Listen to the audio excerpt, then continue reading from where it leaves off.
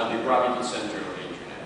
And as a consequence, because the internet was not designed to be an ID infrastructure, the internet is lacking identification.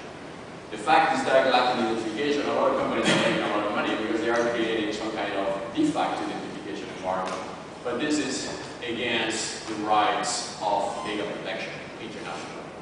So let's just use a very simple case, which is represented in our kids, even in ourselves. It's been abused by predators, which are intentionally stealing your personal data and your IDs. The consequence of that is enormous, because data has become now a commodity. International companies, and they are growing very fast now, the market is valuing them accordingly the number of IDs that they are able to monetize.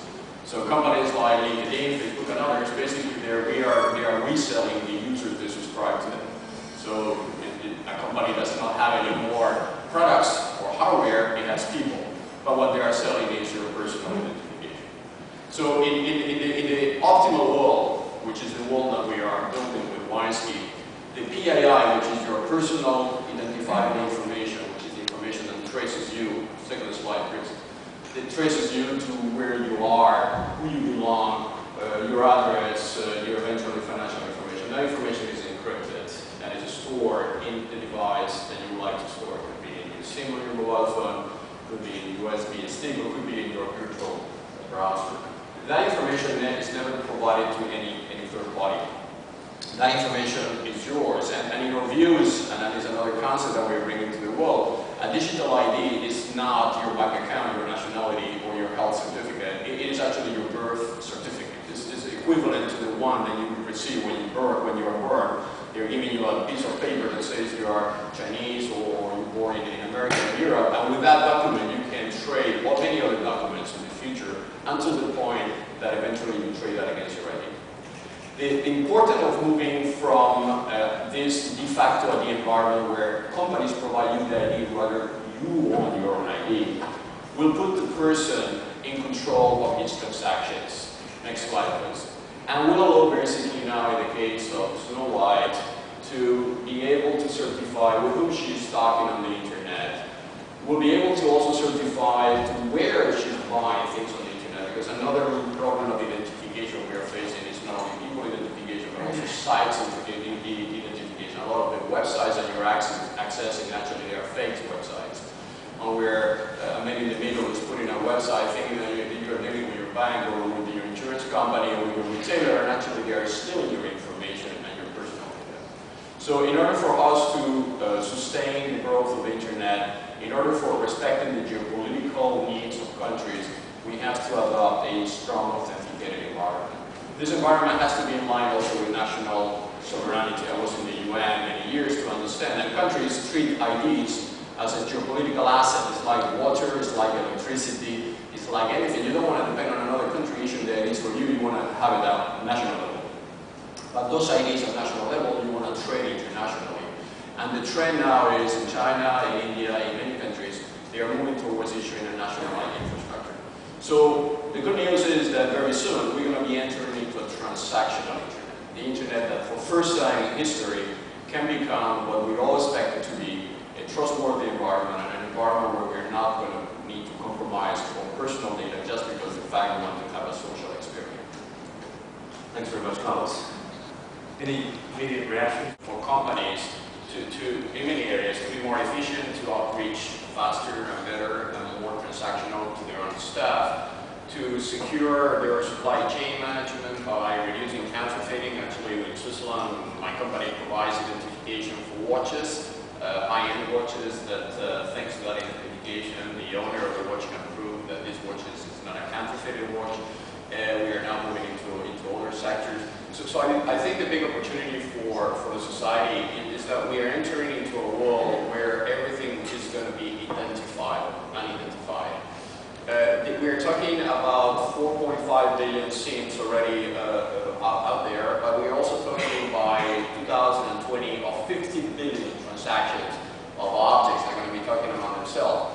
Those are soft SIM technology and the possibility to just tweet from one SIM to another. So this is going to create imagine the Earth is like an organism, and each of those objects objects are a cell, and they're going to be able to send intelligence into each other. So I think we are very near to that. It's still a problem to be solved, is that technology moves faster than the standards, and in particularly than national legislations.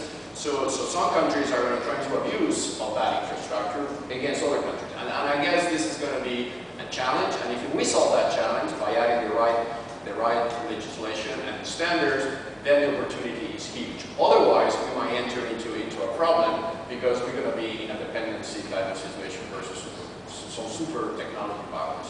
Right, that's it. Something I find very interesting there is in this highly networked world, is it going to drive, is this competitiveness going to depend on an organisation or a society or a country's ability to be open and to be able to source opinion and source innovation from the distributed network? This is technology for the future. Actually, we are always, maybe the press is giving a lot of emphasis to Facebook and the fact that we have 700 million people registered, but this is peanuts. I mean, this is very starting. First of all, Facebook is not 700 million. If you really see the real people behind with the authenticated profile, when you go back to 100 million, and the rest are on the fake sites. The potential here is not 700 million, it's 5 billion IDs. I mean, we're talking about 5 billion mobile phones.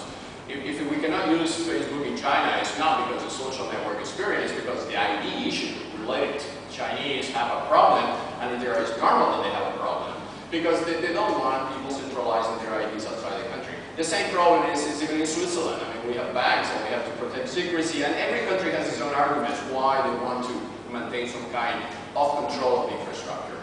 But that was my point before. If we manage to dissociate the aspects of usability, all the things that you can do with IDs and all the nice things that brings to the society, with the control mechanisms, so you respect geopolitical and country interests, then we have really an infrastructure that we can start to play with. And this is not anymore Facebook. This is a global infrastructure where you can bring 7 billion people and create all types of services, because once you have IDs, then you can put services on the cloud, and people can find services anywhere in the world, from whatever in the world, without the need to establish a relation. So that will really create a big advancements for the society. We are nearly there, but maybe we should take focus from success stories of companies and more into national experience and observe why people are not adopting those experiences. What are the real reasons, and analyze that. Great, thank you, Carlos. I think Kenny had something to add, particularly in the China context. It's happening in the Arab Spring, but it's also a lot of activism has happened during that process, and we have to be smart enough to dissociate what is real, truly information emerging from the citizens that they are living in the moment, whether this is a journalist sitting in a city somewhere in an occidental country just manipulating the information for obtaining a specific reaction from that people. So we have to be very careful how we use social media. It's not as naive, that's what I put as snowball. It's not as naive as it looks like. Social media can be highly manipulated for commercial or political reasons. I'm going to invented Facebook, and you are the first one adopting that. In Europe, we're saying we want the right to disappear on the internet. It means that we really want one day, I'm not a teenager anymore, now by the way, I want to get a job, and I don't want all these pictures of me drinking in a bar to be still available, and I want to delete them. So I mean, it should be constitutionally a right to delete my content because it's my content. So the right of disappearing on the internet is a serious concern. And actually, it's preventing those companies to grow, because many of those companies now, they are being forced to add technology that allows you actually to delete your data if you don't want that anymore. And is it a concern of young people in addition to... But the young people, we get old, and the day the young people looks for a job, is people like everybody is. I mean, a young people, during the time is young, it's normal that they don't care. But the moment this becomes an adult and gets married, and the wife starts to see older girlfriend he had, then that is a different concern that adds into the equation, and thus concern you might want to have a key there and say, okay, from that day I don't want to share that data anymore.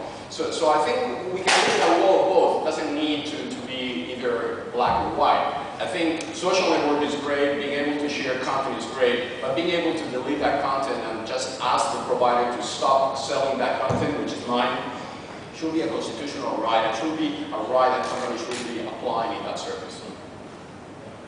So Nathan, a quick remark to your question. There are actually experimental studies that have been done at Carnegie Mellon that try and explain why it is that people say one thing about privacy and do another. And it has to do with the fact that they don't think it applies to themselves, or they think it's so far out in the future that they don't see the potential impact of this to themselves. I guess the one other point, I think I made the point earlier about the need for control, in much the manner that Carlo just articulated.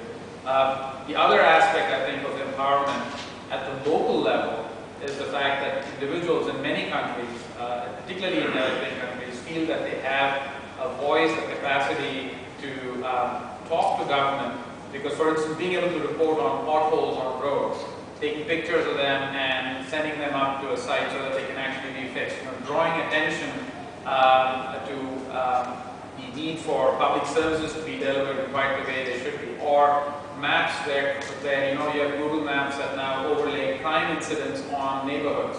These kinds of things allow for a way for citizens to work with government to point them to where problems are in ways that, this goes to my point, I use the word information asymmetry to really relate to these kinds of examples where you are empowering individuals to actually be able to talk and interact with government with data that they didn't previously have in their hands. Thanks. We're almost out of time.